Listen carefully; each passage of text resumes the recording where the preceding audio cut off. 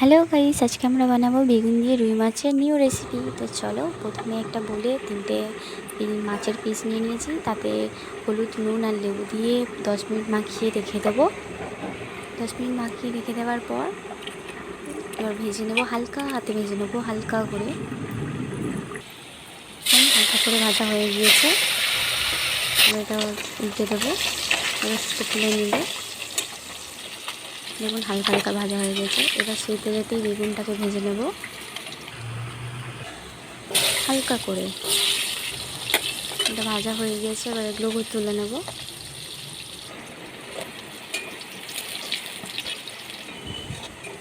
এবার ওই তেলেতেই পেঁয়াজ দিয়ে দেব।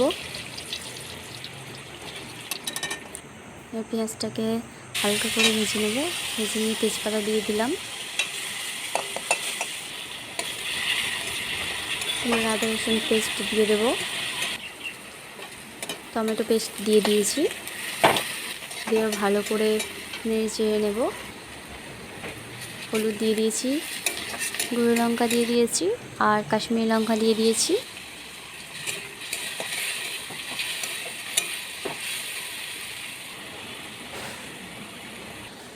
ধনিয়া গুঁড়ো, জিরে গুঁড়ো দিয়ে দিয়েছি। এটাও ভালো করে নিয়ে নেব। টমেটো থেকে জলটা মরে গিয়ে তেল বেরোবে, ততক্ষণ ওয়েট করবো। এতক্ষণ তেল বেরিয়ে গিয়েছে, কালারটাও কত সুন্দর এসছে দেখুন।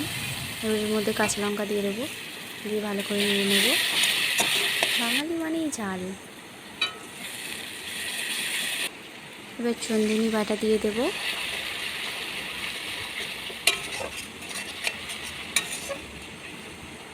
এই দেখুন কি সুন্দর হয়েছে।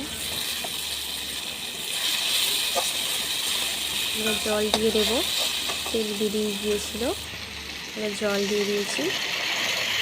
জলটা ভালো করে ফুটে যাবে। এবার মাছগুলো দিয়ে দেবো। মাছ আর বেগুন ভাজাগুলো ভালো করে কাই হয়ে যাবে আর তেল বেরিয়ে আসবে, তখন এটাকে নামিয়ে নেব। দেখুন ভালো করে নিয়ে নিচ্ছি। তার উপর দিয়ে আবার কাঁচা লঙ্কা, গরম মশলা আর নুন দিয়ে দেব।